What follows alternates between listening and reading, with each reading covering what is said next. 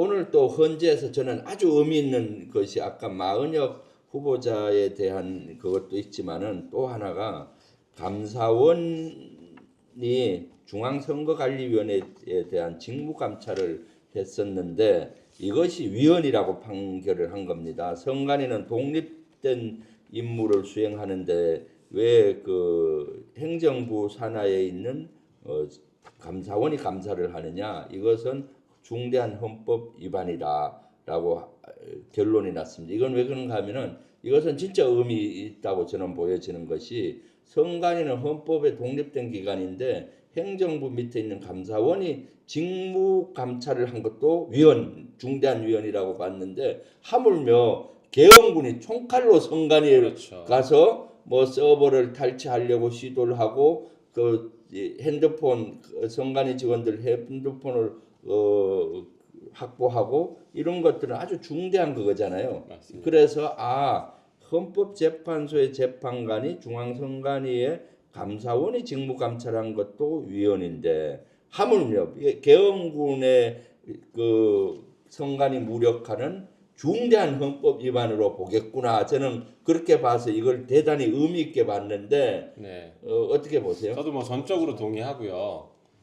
그 계엄군이 선관위에 침탈해서 그 압수수색을 했다. 영장 없이 압수수색을 했다라는 것이 윤석열 탄핵 사유 네 번째 쟁점입니다.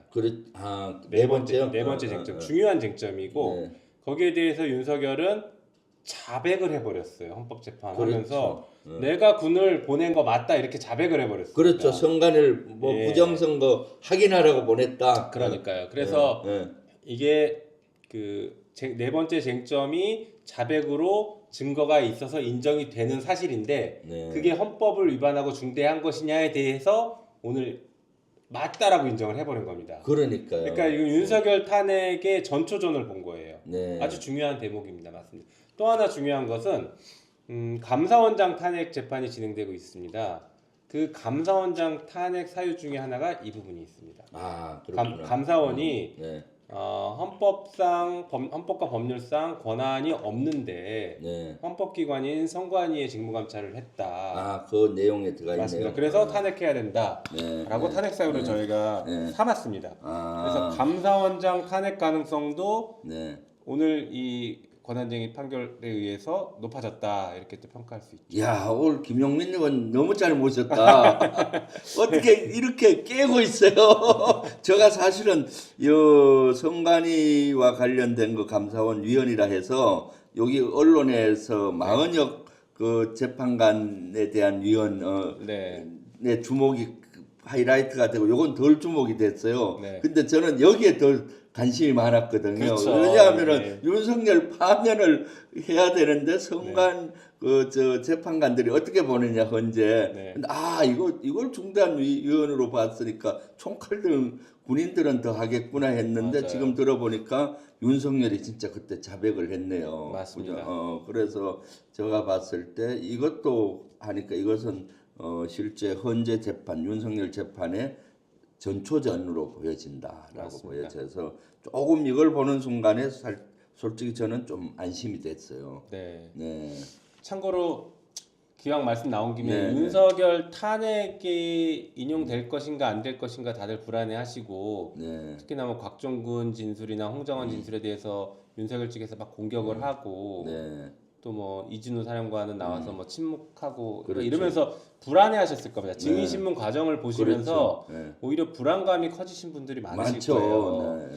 네. 근데 이제 제가 법률 전문가로서 접근해서 말씀을 드리면 별로 불안할 게 없는 사안입니다. 왜 그러냐면 이게 윤석열 탄핵안을 뭐 제가 최종적으로 썼으니까 쟁점이 네 가지였어요. 네. 헌법재판소에서 정리한 쟁점은 네 가지입니다. 첫 번째가 비상계엄을 선포한 것이 위헌 위법이냐. 네. 두 번째는 포고령을 선포한 것이 위헌 위법이냐. 그렇죠. 네. 세 번째는 그 국회의 계엄군과 군과 경이 국회를 봉쇄하고 표결을 방해했느냐. 네, 그렇죠. 네. 네 번째가 조금 전에 말씀드린 선관위 침탈. 이 네 가지가 쟁점입니다. 그렇죠. 그런데 첫 번째 쟁점인 계엄령 선포는 위헌 위법한 거는 지금 다 증언했어요. 그렇죠. 한덕수까지 나와서 증언해버렸습니다. 네, 그렇죠. 그러니까 이것은 인정된다고 봐야죠. 사실 네. 이거 하나만으로도 탄핵됩니다 원래는. 그렇죠. 네. 두 번째 포고령이 위헌 위법이냐?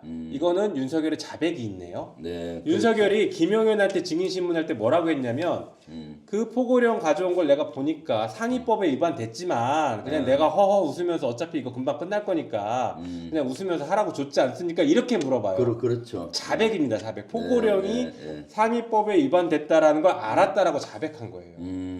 게임 끝난 겁니다. 이거 두 번째는 그렇죠. 정리가 됐습니다. 아. 네 번째도 방금 말씀드린 것처럼 네. 자백을 했기 때문에 정리가 됐어요. 아, 이 네 가지 사유 중에 각각 하나만 인정돼도 사실 탄핵되는 것이거든요.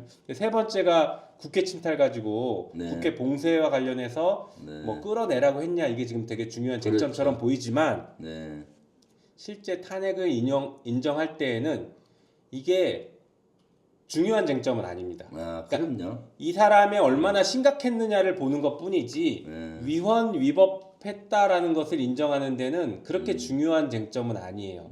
이미 국회를 봉쇄했다는 것은 윤석열 입으로도 나왔고 수많은 사람들의 증언으로 네. 심지어 이진우마저도 그렇죠. 국회 봉쇄다. 김현태도 국회 봉쇄가 자기들의 임무였다 다 인정했습니다. 네. 그러니까 우리가 쟁점으로 삼았던 국회 봉쇄는 인정된 겁니다 이미. 네. 그래서 지금 말씀드리는 것처럼 이 네 가지 쟁점이 사실상 증거로 다 인정이 됐고 수많은 CCTV 뭐 영상 다 있기 때문에 네. 이것이 법리적으로 우리가 밀린다라는 생각을 전혀 안 하셔도 됩니다. 그렇죠. 네. 딱 하나 걱정되는 건 네. 조금 전에 말씀드렸던 헌재 구성상 좀 보수적으로 보는 분들이 있을 수 있어요. 그래서 그렇죠. 이 말이 맞을 수도 있고 틀릴 수도 있는데 이런 말들이 있어요. 헌법재판소는 기록을 보지 않고 창밖을 본다라는 얘기가 사실 법조계에선 있거든요. 네. 그건 무슨 얘기냐면 정치 지형과 여론에 굉장히 민감한 재판소이다. 그렇죠. 라고 네. 해요. 근데 그 말이 일정 부분 맞는 게 왜 그러냐면 헌법재판소는 그 재판을 할 때 자기들의 근거 규범이 헌법이에요. 그렇죠. 법률을 가지고 판단하는 게 아니라 헌법을 가지고 판단하는데 네. 헌법의 해석이라는 것은 헌법은 되게 듬성듬성 써 있거든요. 그렇죠. 그러니까 해석으로 빈칸을 채워줘야 되는데 헌법의 해석은 그 시대의 국민들이 그 동의하고 있는 형성되어 있는 공감대 수준에서 해석을 합니다.